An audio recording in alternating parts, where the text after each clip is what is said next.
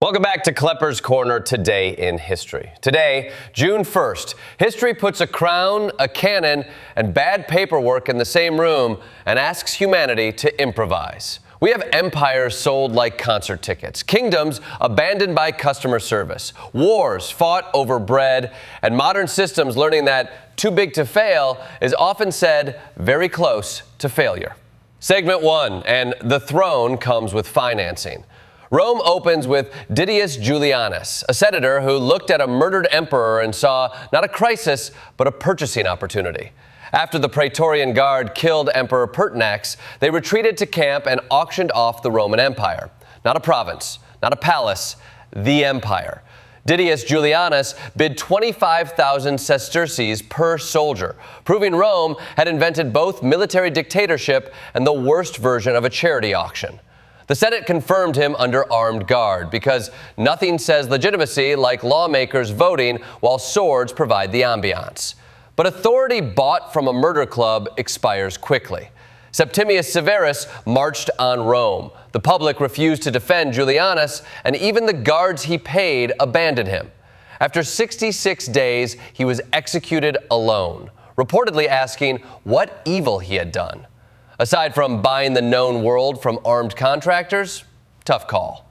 Then, in 1204, King John of England delivered the medieval sequel, Power by Absence. As Philip II of France closed in on Rouen, the heart of Normandy, defenders begged John for help. John basically answered, "Sounds rough, do what feels right." That is not kingship. That is a landlord responding to a flooded basement with a thumbs-up emoji. Rouen surrendered, Normandy became French, and England's rulers were pushed back across the Channel to develop an island personality. Rome sold power, John abandoned it. Different centuries, same lesson. A title is only as strong as the people willing to answer when history knocks. Segment 2, and crowns, vibes, and royal rebranding. Some rulers know power is not just armies. It is image, paperwork, scholarship, and sometimes a suspiciously strong beverage. On June 1st, 1252, Alfonso X became king of Castile and Leon and decided his court should do more than conquer things and argue near tapestries. He gathered Christian, Jewish, and Muslim scholars to translate science, philosophy, medicine, and astronomy, backed major legal writing, and supported the Alphonsine tables for calculating planetary motion. Alfonso was called the Wise, which is refreshing because medieval nicknames usually sound like witness descriptions. The Bald, the Terrible. John Lackland, also known as Please Stop Giving Me Land to Lose. Then, in 1495, Scotland's records mention Friar John Core making aqua vitae for King James IV, the earliest written evidence of Scotch whiskey. The king ordered enough malt to suggest this was not a tiny medicinal experiment. It was a royal Costco run with Latin branding. Water of life is beautiful, though liquid that makes your uncle explain Braveheart incorrectly is more specific.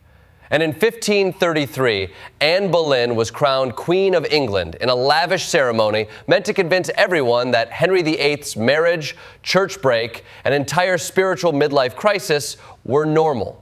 The crowd was chilly. Henry watched from a hidden box, and Anne carried the future Elizabeth I while being crowned with extraordinary ceremony. Alfonso used knowledge to organize a kingdom. James used whiskey to warm one, and Henry used pageantry to sell a revolution. When leaders lack consensus, they often compensate with bigger robes, louder trumpets, and a beverage program. Segment 3, and conscience, grain, and the price of survival. June 1st also shows what governments do when they feel threatened by dissent or hunger. Two forces that make officials reach for bad ideas with remarkable speed. In 1660, Mary Dyer was hanged on Boston Common for returning to Massachusetts as a Quaker after repeated banishment. The Puritan colony had been founded by people fleeing religious persecution, which apparently qualified them to run a boutique persecution startup of their own. Dyer had already been marched to the gallows once, forced to watch companions die, and reprieved at the last second as a kind of theocratic jump scare. When she returned, she exposed the hypocrisy so clearly that her execution shocked people across the colonies and England, helping push King Charles II to order Massachusetts to stop executing Quakers. There is something grimly efficient about fleeing oppression, building a new society, and immediately asking where to install the gallows. Then, in 1794, survival meant grain. Revolutionary France was starving, and a convoy from America carrying food became the most important delivery order on the Atlantic.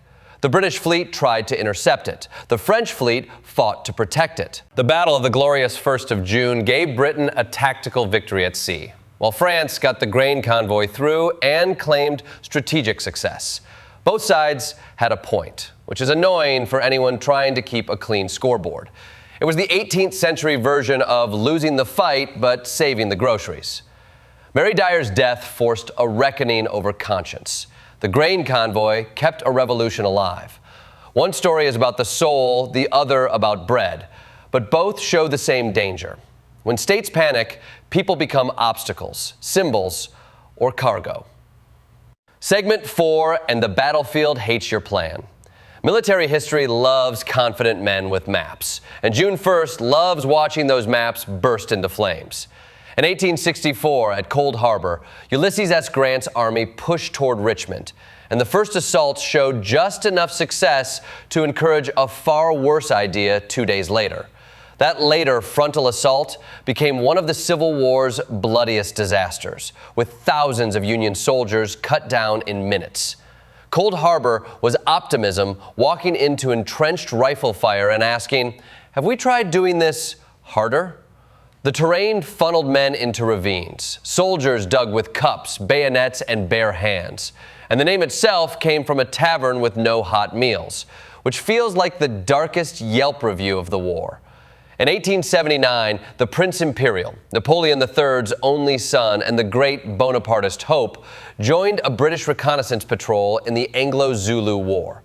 He wanted glory badly enough to chase it into hostile territory, then halted for coffee near a deserted kraal, because nothing revives imperial legitimacy like a tactical latte. Zulu warriors ambushed the patrol. His horse, named Fate, bolted. The saddle straps snapped, and the prince was killed after being abandoned by fleeing comrades. The Bonaparte dream did not end under Paris chandeliers. It ended in the grass because leather failed. Then, in 1941, Germany captured Crete after the first major airborne invasion in history.